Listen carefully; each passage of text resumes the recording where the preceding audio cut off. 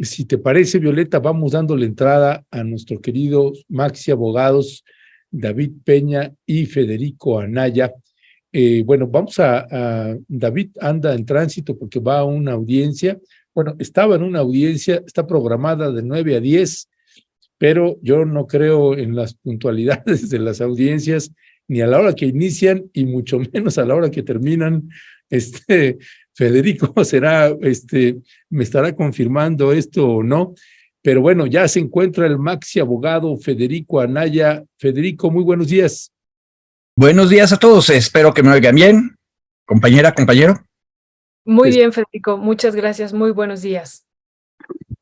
Buenos días, Federico. Pues bueno, hoy en Rompeviento TV estamos publicando también un artículo de Federico Anaya que usted puede asomarse para verlo porque bien que vale la pena. Ahí tenemos la imagen, es esa, el fuero de Tamaulipas a Morelos.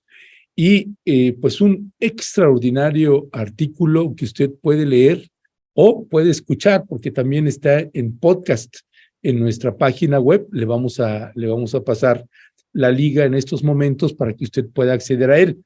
Pero le comento, Federico hace una disección, pues como solo Federico sabe hacerla, tremenda, de todo este debate que hay con respecto pues de la caída del fiscal de Morelos. Vincularon a proceso a Uriel Carmona, fiscal de Morelos, hasta la jefa de gobierno Claudia Sheinbaum también envió un mensaje. Por ahí tenemos ese video, Federico, Asael, por favor, de Claudia Sheinbaum, hablando precisamente del caso del fiscal. Y Federico hace de veras, a detalle, les recomiendo muchísimo este artículo de Federico que estamos publicando en Rompeviento TV. Ahorita le pegamos la liga, pero vamos a escuchar a la jefa de gobierno, Claudia Sheinbaum, y regresamos con el Maxi Abogado Federico Anaya.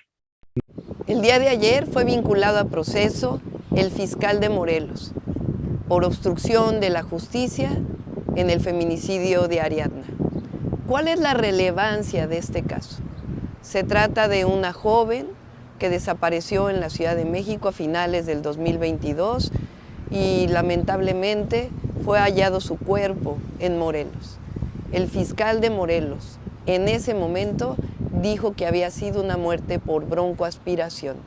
Posteriormente, la Fiscalía de la Ciudad de México, a petición de la familia, en una investigación mayor, encontró que en efecto había sido un feminicidio. Detuvo a los culpables. El tema aquí es que una persona dedicada a procurar la justicia la obstruyó, mintió, y particularmente en un caso tan grave como un homicidio a una mujer por el solo hecho de ser mujer, un feminicidio. Por eso decimos que para Ariadna está habiendo justicia, un abrazo solidario a su familia. Como mujer y como parte de la transformación de la vida pública, decimos cero impunidad, justicia. Siempre hemos luchado por la justicia y vamos a seguir luchando. Maxi Abogado Federico Anaya Gallardo, tiene usted la palabra, señor. Bueno, mira, parto del artículo que ahorita acabas de recomendar. La verdad es que yo creí que estaba medio enredado porque es irte a la Constitución Federal y a la Constitución del Estado de Morelos para ver si el señor fiscal o la señora fiscal, el día que sea mujer, en Morelos tienen o no tienen fuero. Que ese era uno de los argumentos que todo mundo utilizó para criticar la detención. Y lo cierto es que esa Fiscalía General no tiene fuero. No tiene fuero porque Morelos es uno de los 15 estados que se subieron en el tren de vamos a quitar el fuero porque queremos acabar con la impunidad. Hay 15 estados de la República donde no hay fuero. Ahora, los morelenses hicieron una cosa un poquito más complicada porque dicen nadie tiene fuero en nuestro estado, pero si a nuestro gobernador, a los diputados o diputadas del Congreso o a los magistrados del Tribunal Superior, la Federación los acusa de delitos federales, entonces sí, nuestro Congreso tiene que autorizar para que los persigan. Y esto es una cosa bien rara porque tiene una referencia constitucional federal. Un detalle, no puse las ligas en esta ocasión, pero si ustedes buscan en los artículos también de Rompeviento del año 2021, cuando estaba de moda el tema del desafuero del gobernador de Tamaulipas, me metí más a la historia de los fueros. Y resulta que allá en los años 70 hubo un debate en el viejo régimen priista, todo el Congreso, senadores y diputados, todos eran priistas, pero tenían una división fuerte dentro de ellos.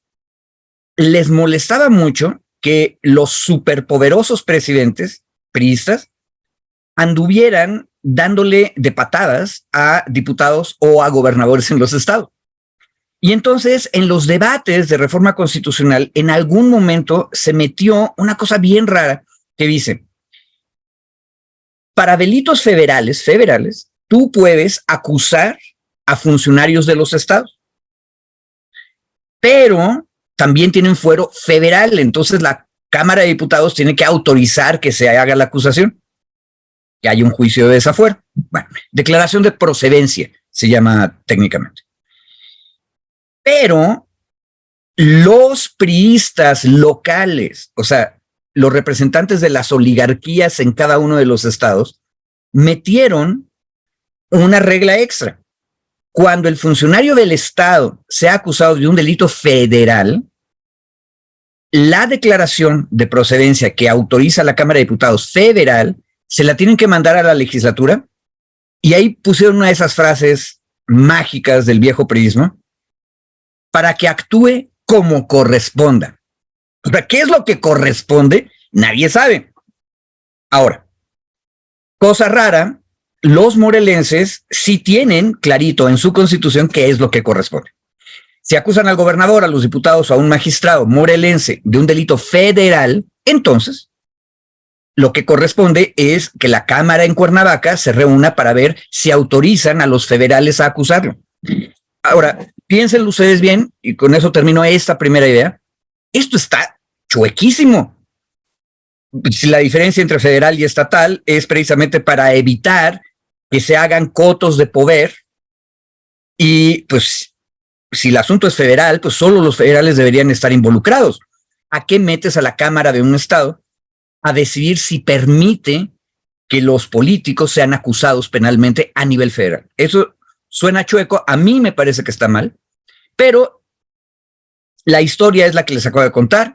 Las oligarquías de los estados metieron ese pequeño detallito en la Constitución Federal y los morelenses se aprovecharon. Pero, salvo eso que acabo de decir, no hay ningún fuero para el fiscal de Morelos, porque el hecho es que la única protección es para gobernador, diputados y magistrados, no para el fiscal. El fiscal no tiene fuero en el estado. Pero, y la segunda idea que quería decirles para aclararle a nuestra audiencia, en el mero escándalo de hoy, no están acusando al fiscal de Morelos por un delito federal. No ese es el caso. Tampoco lo están acusando de un delito en Morelos, lo cual estaría de locos, porque el que tendría que acusarse es el mismo, ¿verdad? Él es el fiscal. Entonces no es un delito en Morelos. Pero entonces, ¿quién lo acusó? Lo acusó la Ciudad de México. Y ahorita en el clip que ustedes pusieron se explicó muy clarito. La muerte de Ariadna ocurrió en la Ciudad de México. Lo que pasó en Morelos es que, al parecer, esa es la hipótesis más fuerte, su presunto asesino la llevó, cruzó la raya y dejó el cuerpo del otro lado, precisamente buscando enredar el asunto y escaparse. ¿Y qué fue lo que ocurrió? Que estando el fiscal en Morelos, el fiscal no tenía que salir de Morelos, entorpeció una investigación en la Ciudad de México. Y eso es un delito en la Ciudad de México. Y yo tengo que agradecerle a un grupo de abogados que luego nos ponemos a discutir, a veces rudo y a veces buena onda, 1000 cosas, pero uno de ellos nos recordó el Código Penal de la Ciudad de México dice con toda claridad que los delitos se pueden cometer en el territorio de la Ciudad de México o en otro lugar, en otra entidad, cuando tengan efectos en la Ciudad de México. Entonces, la cosa es muy sencilla. Cuando la Ciudad de México empieza su investigación y le pide ayuda al fiscal de Morelos, oye, mándame lo que tú investigas, y allá en Morelos, el fiscal hizo todo lo posible para detener, enredar, complicar la investigación, en ese momento él está cometiendo un delito de la Ciudad de México. ¿Por qué? Porque entonces se entorpece la Procuración de Justicia en la Ciudad de México. Y aquí es donde viene la cosa más extraña del mundo. ¿Por qué se involucró la Secretaría de Marina en la detención del señor fiscal? Muy sencillo, porque en una federación más o menos decente, los estados no se invaden los unos a los otros, ¿verdad? Entonces, no podíamos juntar allá en el Ajusco a toda nuestra policía y avanzar con nuestra caballería sobre Morelos para ir a arrestar al fiscal. Eso no se vale, no se debe hacer. ¿Qué se hizo? Se le pidió a la autoridad federal que colaborara, pero una cosa bien importante, no solo a la autoridad federal, sino también a la de Morelos. El Centro Estatal de Seguridad estaba en el operativo de la detención. ¿Por qué? Porque es legal. Hay un delito que se cometió se cometió en Morelos, pero tiene efectos en la Ciudad de México. Hay una acusación desde la Ciudad de México. No tiene fuero el señor. No hay que pedirle a ninguna Cámara de Diputados ningún desafuero. Y entonces lo que hay que hacer es detenerlo. Y entonces la autoridad de Morelos tuvo que colaborar. Estaba presente también la autoridad morelense. Es una cuestión bastante sencilla, digo, para evitar la invasión de un estado por otro, ¿no? Pero el arresto fue legal, no había fuero, y a mí lo que me desespera es que abogados súper prestigiados, como exprocuradores, por ejemplo. Por ejemplo. Que hay fuero. Por ejemplo, ¿qué exprocurador? Morales Lechuga, el que fue procurador de Salinas de Gortari. Sí, sí.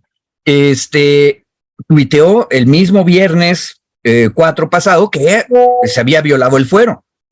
Gabriel Regino, que fue subsecretario de Seguridad Pública en la Ciudad de México, también dice que se violó el fuero. Y bueno, Álvarez y Casa también dice en tuit que se violó el fuero.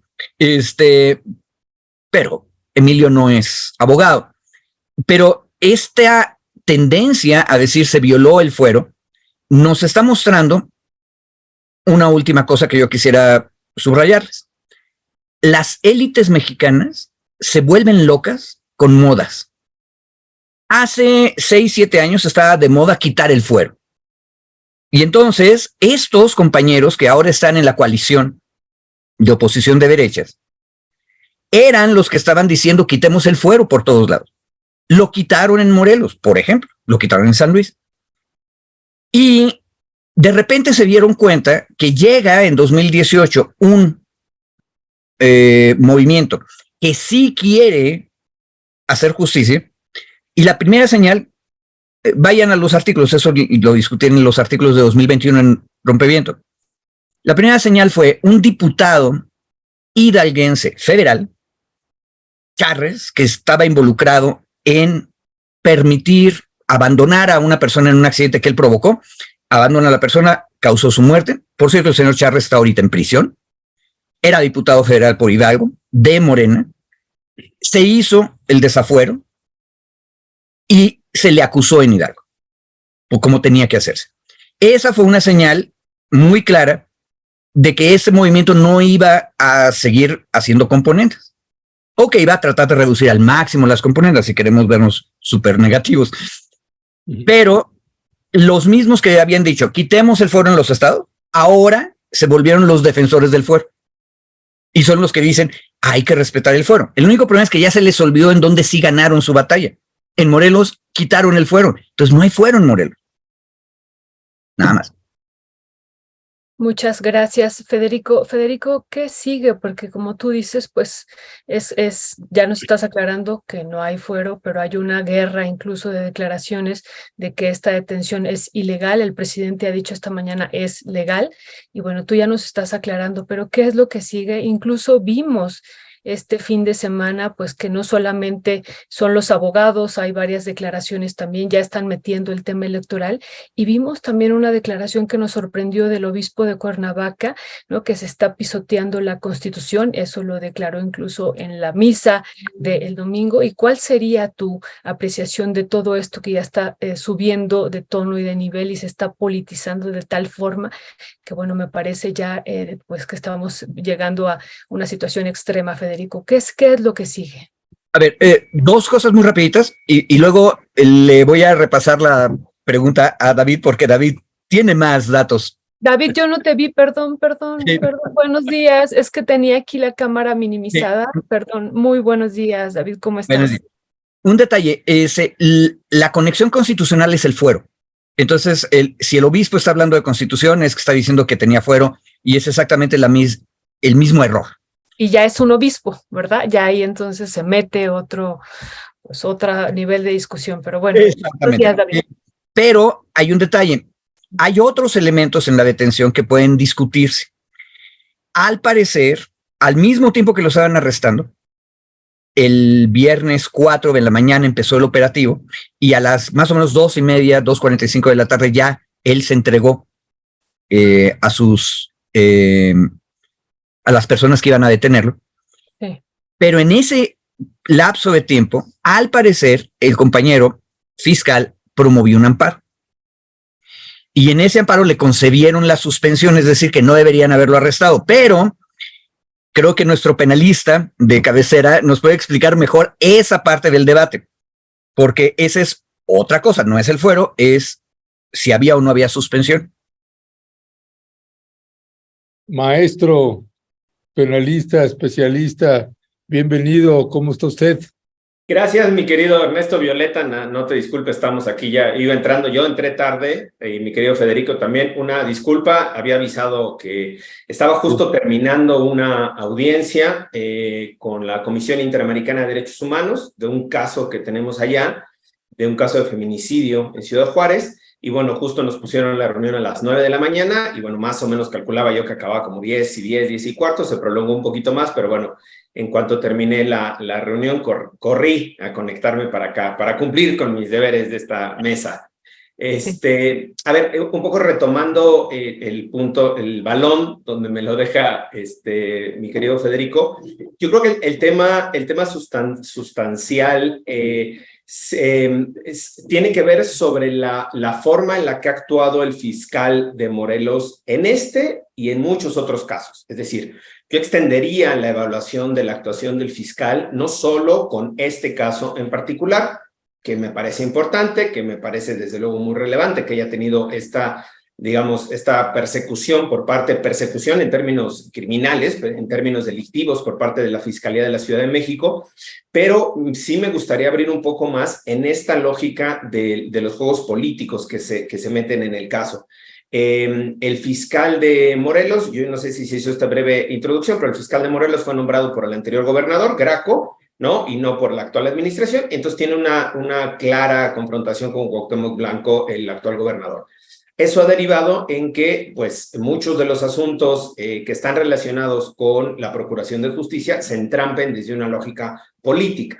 Es decir, ¿a qué interés le juega más uno u otro? Aunque no debiera ser así la impartición de justicia, pero bueno, la procuración y la impartición de justicia entra también en estos vaivenes de la materia política. Y entonces lo que ha pasado es que la Fiscalía General de la República ha intentado procesarlo por algunos delitos relacionados con delincuencia organizada al fiscal de Morelos, y el fiscal se ha defendido y ha impedido que lo procese. La Fiscalía de Morelos no va a proceder contra su titular, contra el propio fiscal de Morelos, y entonces aquí se abrió esta, digamos, no es posibilidad, se abrió esta ruta jurídica en donde el fiscal interviene en este caso de Ariadna, en donde el fiscal pues manipula la información que se da públicamente tergiversa la información que se desprendía de los actos de investigación y eso impacta en un primer momento la indagatoria sobre el caso de feminicidio. Eso, a la luz de la revisión que hace la Fiscalía de la Ciudad de México, tiene una sanción. Es decir, eso se actualiza o se conforma como un delito en contra de la impartición de justicia. Es un acto de obstrucción de la justicia y esto tiene que ser sancionado. La Fiscalía de la Ciudad de México actúa en consecuencia, pide una orden de aprehensión y se le detiene. Justo como decía Federico, ya con este tema de fuero sí, no, fuero no. Pero en ese proceso de detención, y voy al tema de la pregunta de Federico, en ese transcurso el fiscal de Morelos solicita un amparo, se le concede un amparo para evitar su detención, que el amparo además era procedente porque hasta donde se supo ahora, donde se sabe, el delito por el cual se le acusa al fiscal no es de aquellos delitos que ameritan prisión preventiva oficiosa del artículo 19 constitucional, aunque está en debate todavía la prisión preventiva, lo hemos discutido aquí en 25 ocasiones, pero los precedentes, digamos, cuando pides un amparo, no tiene los efectos de suspender la orden de aprehensión si se trata de uno de los delitos que están calificados con prisión preventiva oficiosa. En este caso, el fiscal obtuvo esta suspensión para evitar la detención. ¿Cuál fue el problema? Que ahí sí es de chicana jurídica. Se le concede la suspensión una vez que ya había sido detenido. Entonces, la suspensión es para evitar la detención. Como ya había sido detenido, dice el juez de control de la Ciudad de México, ya está rebasado ese estatus de tu libertad, en donde sí te protegía el amparo, y como te detuvieron, te cumplieron la orden de aprehensión y después presentaste el amparo ya no te sirve, porque era para evitar que te detuvieran. ¡Qué barbaridad! ¿Te detuvieron tu amparo? Sí, mi querido Ernesto, la pregunta. No, es que no, es kafkiano, pero qué bueno que nos explicas así, David, porque se entiende y entre la explicación que está dando Federico, pues también escuchamos la tuya, pero no, perdón, termina, David. No, y justo ese es uno de los temas, ¿no? El momento de la detención, si al momento de la detención el fiscal hubiera presentado a quien le estaba cumpliendo la orden de aprehensión el amparo, la suspensión de amparo, no lo hubieran podido detener, porque efectivamente tenía una suspensión vigente contra un delito que no está en los del 19 constitucional y no hubieran podido detenerlo. Como presentan este amparo después, ya que se había detenido, dice el juez, pues es que eso era para evitar que te detuvieran y ya te detuvieron. Ahora, en cuanto al contenido y la secuela procesal, perdón, están haciendo, creo que, desde mi particular punto de vista, esta discusión es meterse al tema del fuero, incluyendo lo que dijo el obispo, el Congreso del Estado de Morelos. Me sorprende la declaración que salió del Congreso del Estado de Morelos diciendo que si violaba la inmunidad procesal, cuando la Constitución del Estado de Morelos, que ellos mismos modificaron, le quitaba la inmunidad procesal al fiscal, es decir, el fuero, que se llama el fuero la inmunidad procesal. Entonces, me parece, sí, kafkiano, aquí sí bastante contradictorio, que mientras el Congreso local elimina el fuero, la inmunidad procesal, al fiscal y a otros funcionarios, cuando detienen al fiscal, le dicen, se está violando la inmunidad procesal. Pues si el propio Congreso lo quitó cuando se habla de delitos del fuero común, delitos ordinarios, digamos, no delitos del fuero federal. Por eso, cuando la Fiscalía General de la República quiso ir en contra del fiscal, no pudo, porque ahí sí sigue teniendo una inmunidad procesal de acuerdo a la interpretación que hizo la Suprema Corte de Justicia el pasado 13 de julio. Y termino nada más para redondear justo con la resolución de la Corte del 12 de julio, perdón, del 12 de julio pasado, porque me parece muy importante la decisión de la Corte. La Corte resuelve que la Fiscalía General de la República no puede ir en contra del fiscal de Morelos porque tiene una inmunidad procesal constitucional frente a delitos federales, no frente a delitos del fuero común.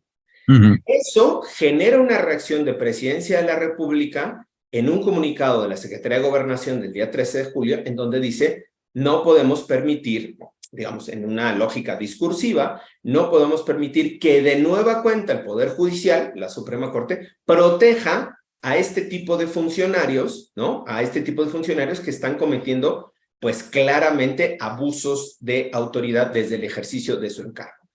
Y creo yo, y ahí es una valoración, que esto, la posición de presidencia, sí, digamos, motiva o impulsa que sea la Fiscalía de la Ciudad de México quien decida judicializar el caso. Yo no digo que haya sido instrucción ni orden, no, simplemente la Fiscalía de la Ciudad de México estaba integrando la investigación en contra del fiscal, se da esta decisión de la Suprema Corte y me parece que ahí, por tiempos políticos, la Fiscalía de la Ciudad de México avanza en la judicialización del caso, ¿no? Y ya en otro, si quieren comentamos en el siguiente, la relación del fiscal con otros casos ocurridos en Morelos, como el propio caso de Samir Flores, que aquí también hemos comentado, entre muchos otros asuntos que tiene ahí en su costalito, digamos, el fiscal que se encuentra hoy preso en el reclusorio sur de la Ciudad de México. Ya, pues gracias, gracias mi querido David. Pues Federico, no sé si quieras complementar algo de lo que estaba diciendo o tenías alguna discrepancia, porque a mí me gustaría también, es que también ya ahorita que decía David del caso de Samir Flores y los otros costalitos que tiene ahí en ciernes este fiscal, pues a mí se me venía también el caso de Guanajuato, se me venía también el caso de Nuevo León, ¿no? Porque acá finalmente, después de la explicación que daba también David de cómo le hicieron para finalmente apretar la tuerca y poder pescar ahí a esa piraña que andaba yéndose por otros lagos y otros mares. ¿Cuál es tu valoración también ahí? Porque claro, lo primero que a mí se me venía, ¿por qué no hacen eso por qué no le buscan algo así en Guanajuato o en Nuevo León? Tú has estado, particularmente el de Nuevo León, has estado siguiendo muchísimo el caso. Seguramente, pues sé que, pues además que son casos completamente distintos, porque acá es el caso de un homicidio y la actuación que tuvo este fiscal, pero no me dejaba de hacer ruido también estas, por ejemplo, 15 fiscalías, 15 estados que sí aceptaron, que sí hicieron la modificación y los que no, pero quería colocarte nada más ahí eso, Federico. A ver, el problema es que los políticos, no importa de qué partido sean, sí. Lo que hacen es cuidar sus espaldas. O sea, es un poco el viejo dicho aquel de hágase la justicia de Dios, pero en los bueyes de mi compadre. Y el problema es que en estos niveles, de repente, todas las élites de todos los partidos se dan cuenta que algún día les puede caer el rayo a su élite. Y entonces uno tiene que cuidar los bueyes del compadre y entonces tratan de enredar las cosas. Un detalle técnico. David ahorita nos comentó de una decisión de la Suprema Corte del 12 de julio de este año, que fue la que provocó escándalo. Y ahí se nos olvida que era lo que se estaba impugnando. El Congreso Federal, la Cámara de Diputados, tenía una broncota porque la Fiscalía General estaba acusando al fiscal de Morelos de un delito bastante sonso, por cierto, o sea, es omisión en cumplir con el requisito de pasar unas pruebas para ser parte del sistema de seguridad, que es una cuestión federal, en la lucha contra la delincuencia organizada, y por lo tanto había violado la ley, por lo tanto es un delito federal. La fiscalía llega muy modosita y le pide, Cámara de Diputados, quítale el fuero. Y en la Cámara de Diputados se armó un enredo político. Esa es la época, acuérdense, quienes nos están escuchando, cuando todavía era diputado Toledo, el perrevista corrupto de Coyoacán que avienta sillas sobre candidaturas de oposición, que ahorita está huido en Chile, y también se estaba pidiendo el desafuero de Toledo, y de otros varios. Entonces, ¿qué fue lo que ocurrió? Ocurrió una negociación política donde todo el mundo está viendo a quién le van a caer los rayos y trata de cuidar los bueyes propios y los del compadre. Y en medio de esa negociación, de repente alguien encontró un argumento, en mi opinión, muy sonso con 2 zetas, o sea, muy sonso, porque dijo, oigan, en el artículo 111 de la Constitución, que es donde está el fuero y el desafuero, no se menciona a los fiscales de los estados. Y efectivamente, si ustedes van, nunca van a encontrar fiscales generales de justicia de los estados, no dice. Pero sí dice titulares de los órganos que las constituciones declaren autónomos. Bueno, esa es la Fiscalía General de Justicia de un estado. Es obvio que está ahí, aunque no diga el nombre. Bueno, pero con ese pretexto que les acabo de decir, sacaron un acuerdo en la Cámara de Diputados diciendo, pues lo que pasa en realidad es que el señor fiscal general de la República ni siquiera tiene que pedirnos aquí el desafuero del fiscal, porque el fiscal general de Morelos no tiene fuero federal. Y ahí, que es lo que no me acuerdo, creo que fue la Cámara de Cuernavaca, o sea, la legislatura, la que impugnó el acuerdo. El Congreso de Morelos, ¿verdad? presentó una controversia constitucional. Exacto. Contra ese acuerdo de la Cámara.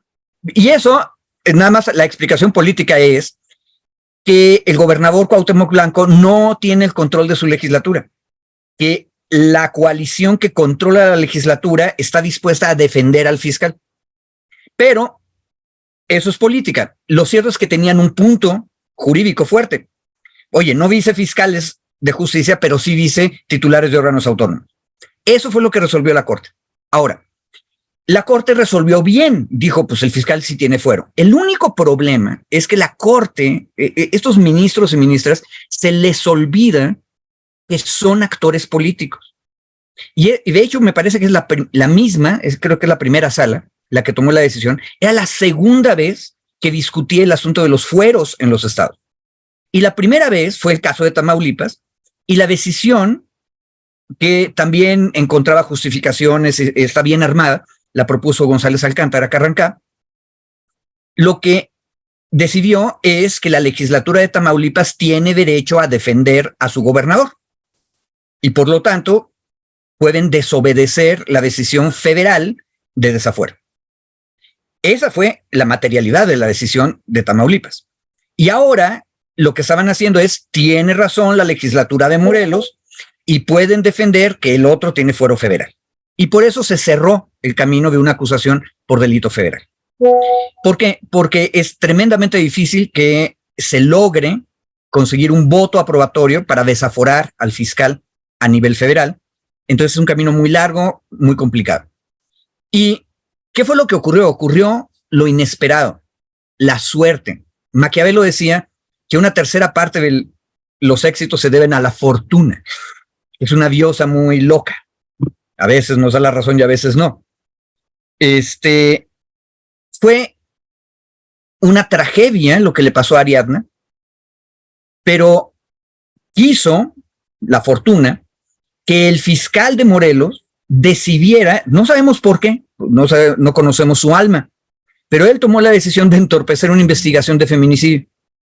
Y entonces, no puedo negar que haya una intencionalidad política también, pero les pido a quien nos está escuchando que piensen también en el lado de la familia de Ariadna. La familia de Ariadna fue la que cuando recibió el cuerpo se dio cuenta que había habido violencia en su muerte. Y por eso llevaron el cuerpo a la Fiscalía de la Ciudad de México. Y la Fiscalía de la Ciudad de México tiene una política fuerte de que cualquier muerte donde haya dudas acerca de la causa de la muerte de una mujer se debe investigar con el protocolo de feminicidio. Y lo hicieron. Y encontraron indicios de que la muerte había ocurrido en la Ciudad de México y todo lo que hay. Entonces, si uno lo ve desde el lado de la familia de Ariadna, la Fiscalía hizo lo correcto. Ahora, ¿por qué eso no se hace para Guanajuato y para otros estados? Pues porque la fortuna no le ha regalado a la República una oportunidad como esta. Y por otro lado, la verdad sea dicha, es que este es un caso que demuestra un viejo dicho cuáquero. Antes de la caída, dicen los cuáqueros, siempre hay soberbia. Este fiscal soberbio creyó que podía hacerle el favor a alguien y salir impune. Tenemos, está circulando en la prensa, conversaciones que al parecer fueron hechas con una orden judicial y que nos permiten saber que efectivamente el señor conspiró para cubrir el feminicidio y hacer pensar que Ariadna había muerto pongo entre comillas, porque ese es el patriarcado hablando, porque andaba borracha. Es una monstruosidad lo que hizo ese señor, y tuvimos la suerte, es una suerte trágica, pero tuvimos la suerte que cometiera este error de soberbia. Entonces, dudo mucho que se nos vayan a presentar otros casos como estos, pero hay que estar atentos. Por cierto, no me meto en Nuevo León, pero en Nuevo León la cosa se ha ido complicando todavía más, y hay un alto oficial del área de seguridad pública que acaba de ser asesinado. Y la élite en Monterrey están agarrados de la greña.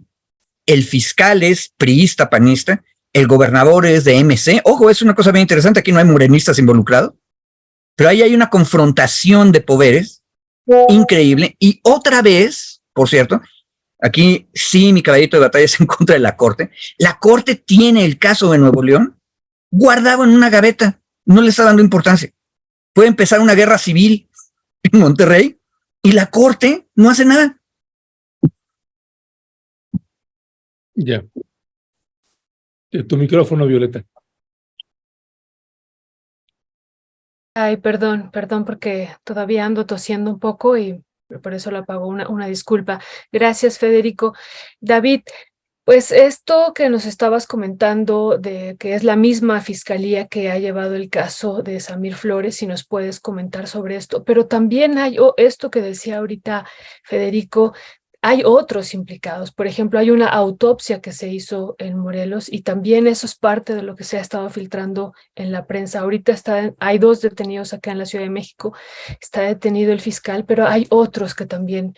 ¿Quiénes serían estos otros, David? Yo abordaré un poco el tema del caso de Samir, ya saben, con las reservas, porque el caso sigue abierto, está en investigación, todavía estamos ahí en proceso. Por cierto, les recomiendo a la audiencia una de las cápsulas que grabé hace, creo que 1 o 2 semanas, es sobre justo el caso de Samir y la atracción que hizo ya del caso la Fiscalía General de la República para que sea ahora la Fiscalía de Delitos contra la Libertad de Expresión quien integre la investigación en el caso de Samir, quitándole la investigación a la Fiscalía de Morelos y al propio fiscal Uriel Gándara Carmona. ¿Por qué es relevante o por qué me parece importante traerlo a colación? Porque justo uno de los muchos elementos que nosotros hemos señalado en la investigación del caso de Samir es los obstáculos que se han presentado para profundizar en la investigación sobre autores materiales, autores intelectuales, sobre partícipes directos, partícipes indirectos, pero sobre todo la resistencia que ha tenido la Fiscalía del Estado de Morelos para hacer el análisis del asesinato de Samir en un contexto político en el que se desarrollaba Samir, tanto como defensor de derechos humanos, como activista, como locutor de una radio comunitaria, es decir, como un comunicador comunitario. La Fiscalía de Morelos, lo he señalado aquí en varias ocasiones, se negó en todo momento a investigar esa condición específica de Samir, esa calidad de defensor, de activista y de comunicador comunitario, y lo reducía o redujo la teoría del caso, es decir, la hipótesis del caso, a lo que sucede en muchos de los casos en México, incluso el propio caso Narvarte y muchos otros que hemos comentado aquí, a decir que 3 personas, 4, sin motivo aparente, sin razón alguna, sin motivación, llegan y asesinan a una persona, en el caso de Samir, o en el caso de Narvarte a 5 personas, sin ninguna motivación, sin ninguna orden, sin ningún beneficio, sin ninguna móvil del crimen. En el caso de Samir, se tiene una acusación en contra de 3 personas, una de ellas está detenida, una de ellas está prófuga con orden de aprehensión y una de ellas está muerta. Fue asesinada 2 años después del crimen de Samir. Durante todos estos años, hemos presionado a la Fiscalía para que indague más allá de estos posibles autores materiales, para que indague con qué grupos se relacionan, qué intereses políticos tienen, qué intereses económicos los respaldan, y la Fiscalía de Morelos se ha negado sistemáticamente a profundizar en esas investigaciones. Eso nos llevó a pedirle a la Fiscalía General de la República su intervención, y aquí hago un breve paréntesis. pese a mi resistencia y mi oposición aquí pública, fundada, el trabajo que tiene la Fiscalía General de la República en este y en muchos otros casos. Imagínense el nivel de desesperación de la familia, de los amigos de Samir, de no poder avanzar en la investigación en lo local, que recurrimos a la Fiscalía General de la República, no porque consideráramos que fuera la mejor vía, sino porque imagínense el grado de paz, digamos, el grado de inmovilizados, que estábamos ya inmovilizados en la investigación en el caso de Samir en Morelos, que no veíamos hacia dónde avanzar y no podíamos romper esos esquemas o estos diques de protección y de impunidad, que recurrimos a la Fiscalía General de la República. En junio, el 12 de junio, nos notifica que atrae la investigación, le notifica al Estado de Morelos y le dice, para el proceso que estás siguiendo, mándame el caso. Y quienes no han visto la cápsula, aquí le hago el spoiler, la Fiscalía de Morelos negó la atracción de la Fiscalía General de la República y dijo, no te voy a dar el caso es mío, lo llevo yo, porque sigue protegiendo a estos intereses políticos que están involucrados en el caso de Samir. Entonces, la Fiscalía de Morelos, actuando bajo una lógica de protección política, no de investigación criminal, se enfrenta ahora a la Fiscalía General de la República para evitar que el caso sea llevado al fuero federal. Hoy estamos en una situación en donde la Fiscalía General de la República ha solicitado a un juez federal que sea un juez federal quien le ordene a la Fiscalía de Morelos declinar la investigación a la Fiscalía General, pero estamos en litigio hoy con la Fiscalía de Morelos, que se niega a remitir el caso de Samir a la Fiscalía General de la República. Es decir, la actuación institucional, no solo de Uriel Carmona como el fiscal, la actuación institucional de la Fiscalía de Morelos sigue estando en esta lógica de cuotas y cotos de poder, de impunidad, de protección política, de acuerdos, en donde al final eso es lo que se privilegia sobre el acceso a la justicia. A nosotros nos parece que es un sinsentido. Perdón, Laida, en esta parte, porque no me quedó claro, cuando la Fiscalía del Estado de Morelos se niega a hacer este traspaso a la Fiscalía General de la República, ¿bajo qué argumento legal, qué argumento usa ahí para no querer entregarlo? No hay un argumento legal, sino un argumento político en lo que se informa a la Fiscalía General de la República. La Fiscalía de Morelos dice, palabras más, palabras menos en su acuerdo, ¿no? Yo llevo la investigación, yo ya tengo una persona detenida y no hay ninguna justificación, entre comillas, para que tú te lleves la investigación en este momento en el que yo la tengo, cuando yo ya tengo una persona detenida. Por lo tanto, te niego la remisión, digamos la declinatoria hacia el foro federal. La Fiscalía de Morelos desconoce, yo no digo que desconozca, digamos, manipula esa respuesta y esa información porque la investigación del caso de Samir sigue abierta en la Fiscalía local. Tenemos a una persona detenida, una con orden de aprehensión, pero la investigación sigue abierta justo porque nosotros hemos presionado desde la coadyuvancia para que no se cierre la investigación y para que se siga investigando a los otros grupos o a los grupos de poder político involucrados en el asesinato de Samir y que se ha negado a la Fiscalía a investigar. Es decir, esa parte de la investigación sí tiene el razonamiento y la competencia de la Fiscalía General de la República para atraer el caso, para conocer esa parte de la investigación. Y eso implica también suspender la acusación que se tiene en este momento contra esta persona que está detenida y que sea un juez federal el que siga el caso.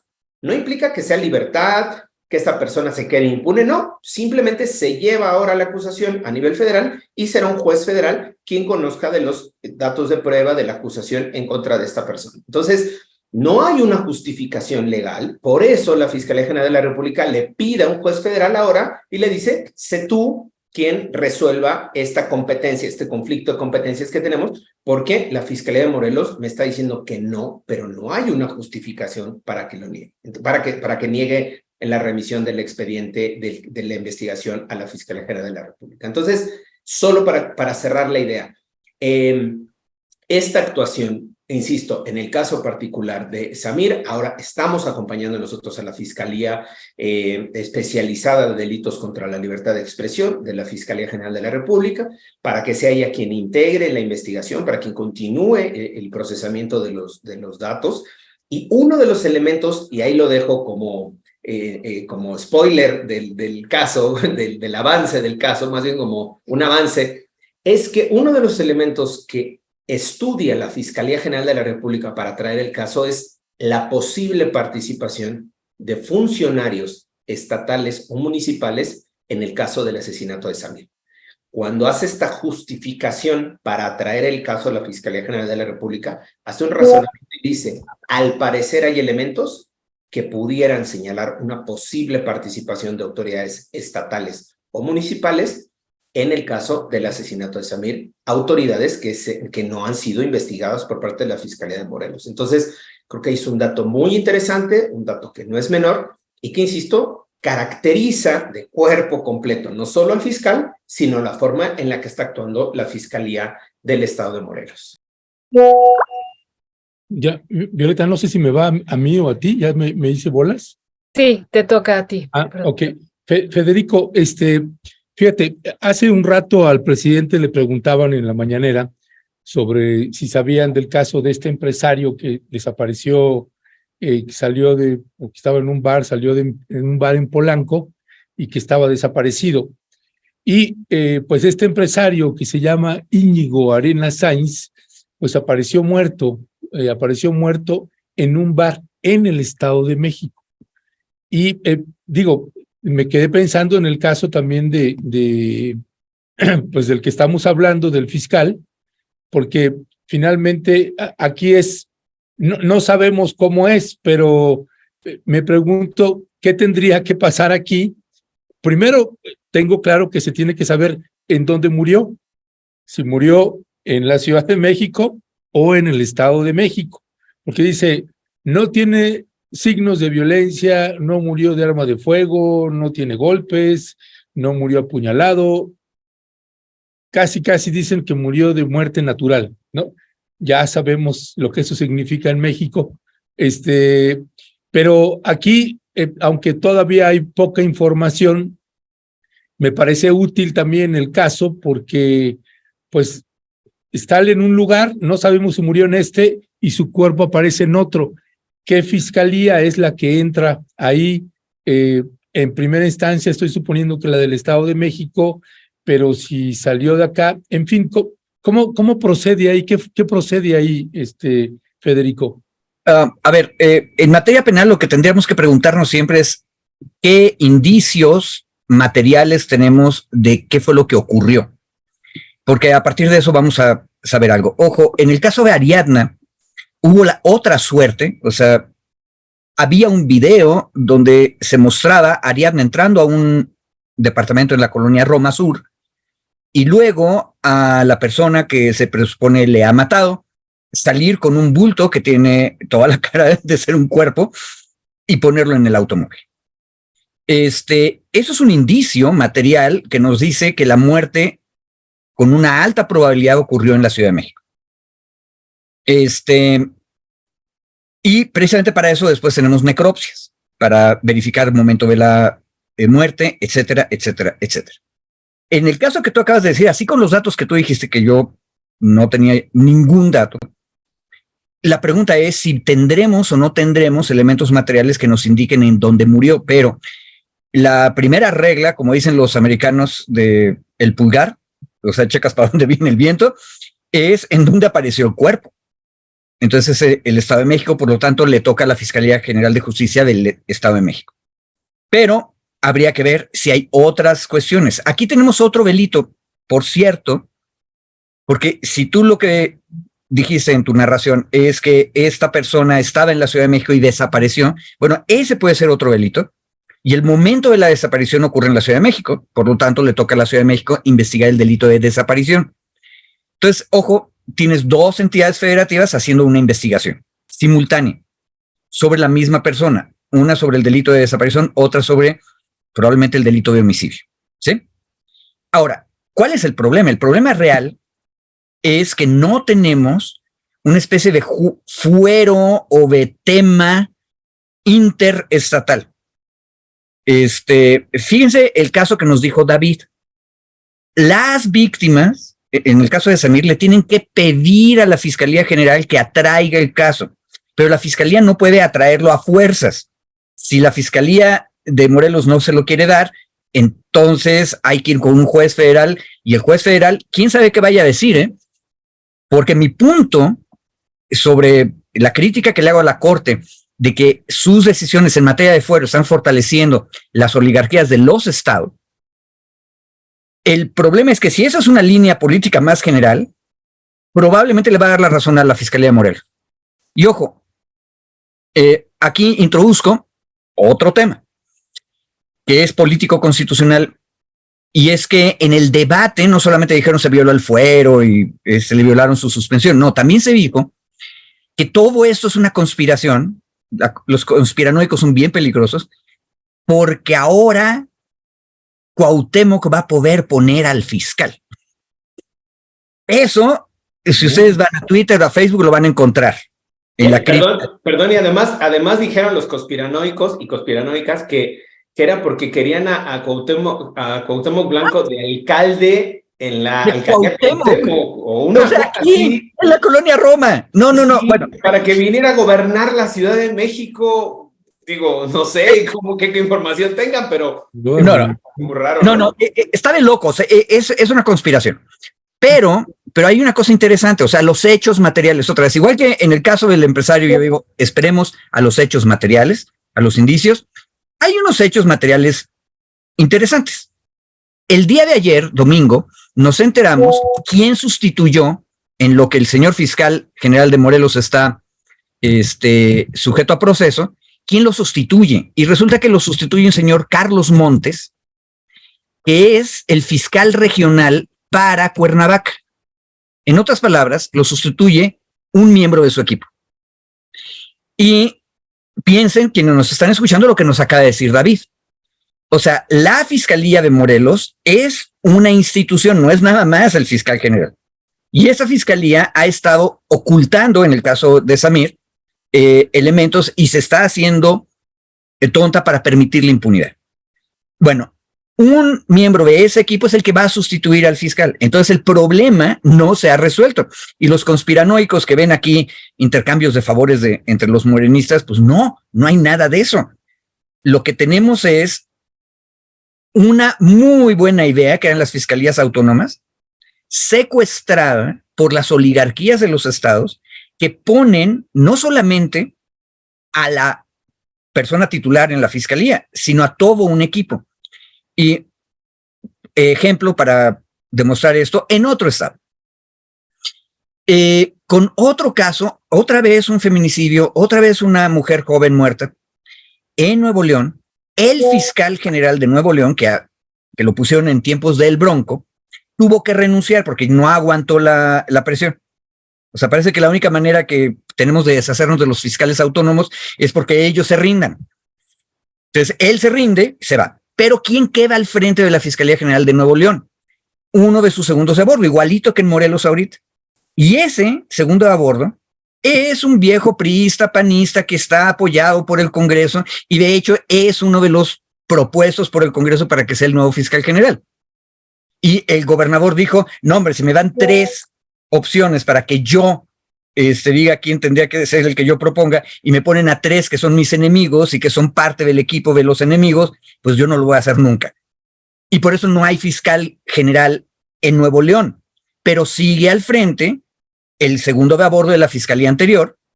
En otras palabras, la institución es la que está capturada por las élites políticas.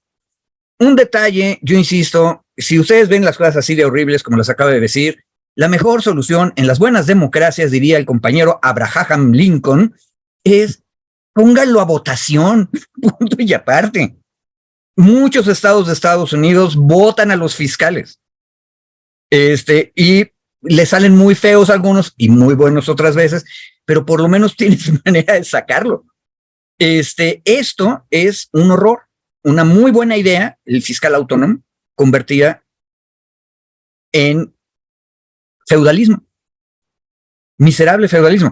¿Qué va a pasar con el caso de Estado de México? No sabemos. Ahora, ¿qué tendría que ocurrir? Pues que colaboraran bien buscando la justicia, pero si de paso es difícil encontrar un buen fiscal o una fiscala general, ahora imagínate encontrar dos para que colaboren.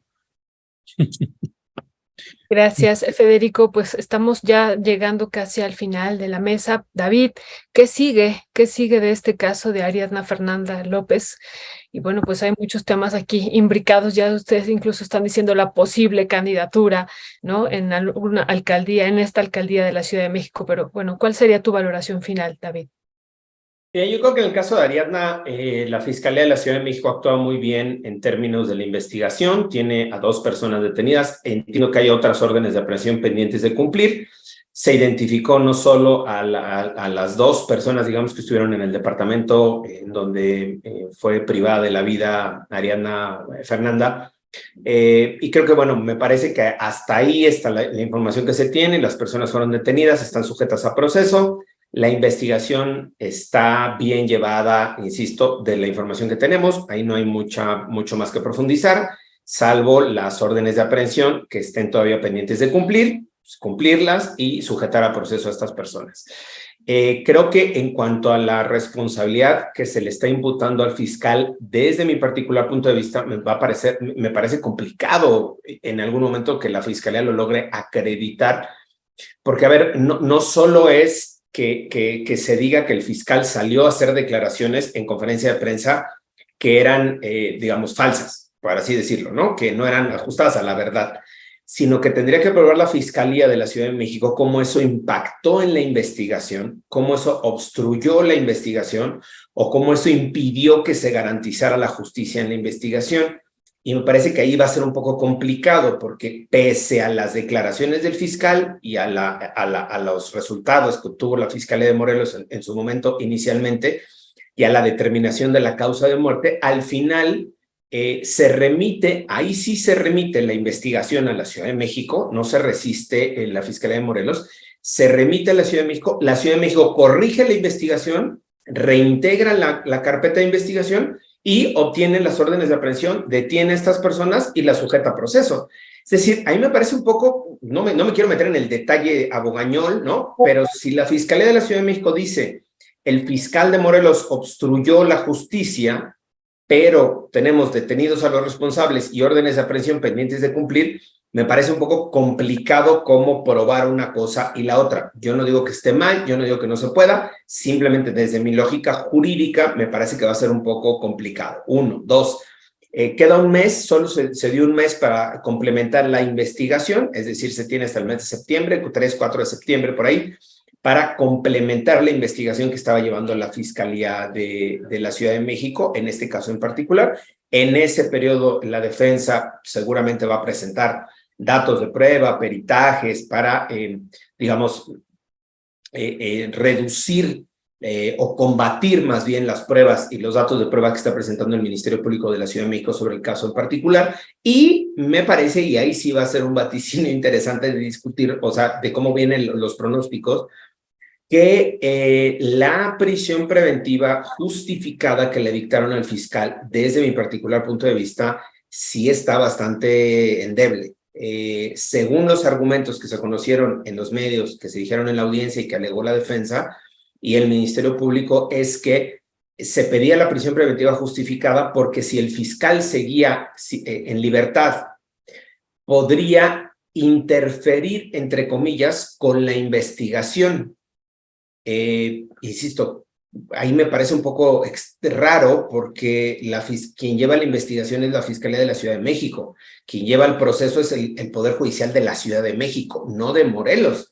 Entonces, esta justificación de que si el fiscal sigue en libertad, aunque esté sujeto a proceso, sigue en libertad, podría obstaculizar la investigación, desde mi particular punto de vista, me parece una muy débil argumentación por parte del Ministerio Público de la Ciudad de México. La defensa probó que tenía una casa en Morelos, un cargo público en Morelos, arraigo se le llama, es decir, que cuántos años viviendo en la casa, lo conoce la familia, entregó sus papeles, todos los datos, y eso, en teoría, pues le podría haber dado al juez de dictarle quizá una prisión domiciliaria, un arresto domiciliario o una restricción de no poder salir del estado o alguna otra de las medidas cautelares que se contemplen en el propio Código Nacional de Procedimientos Penales. Desde mi particular punto de vista, lo que, insisto, la información que se dio en medios y lo que ha dicho el abogado de su defensa, me parece que el punto que está como más endeble es el tema de la prisión preventiva justificada. Habría que ver el razonamiento, habría que ver cómo se argumentó a detalle, digamos, en la audiencia. Y bueno, desde luego, esperar y seguir las etapas de este proceso va a ser relativamente corto, porque además el tipo de delito que se le está acusando al fiscal, aunque tiene una penalidad mayor, no es de los delitos del catálogo del 19 constitucional, entonces puede haber ahí, digamos, diversas modalidades para que se pueda seguir el proceso, ¿no? Y yo no solamente contestar un comentario del chat, Ileana Lara preguntaba, mi querido Ernesto, ahí sí, te encargo, dice, ¿dónde veo las cápsulas de David? Imagínense, pues, ¿cómo dónde más? En Rompimiento Televisión, ahí les voy a encargar que nos hagan publicidad, mi querido Ernesto, en nuestras cápsulas, ¿no? Porque están preguntando, ¿dónde veo las cápsulas de David? ¿Dónde más? En la exclusividad de Rompimiento. Y además a Ileana Lara no tiene justificación porque la veo en redes sociales y ahí ha estado circulando, pues, pero bueno, se la vamos a mandar con dedicatoria. Y ahorita la pegamos aquí, además. Eso. Ahí estamos. Pues gracias, mi querido David Peña, Federico, muchísimas gracias. Pues ya nos pasamos el tiempo, ya nos están esperando para la siguiente entrevista. Así que gracias, Federico, gracias, David. Seguimos para la próxima. Cuídense ustedes, hasta luego. Gracias, Un abrazo. abrazos, hasta luego. Abrazo, David, abrazo, Federico, gracias.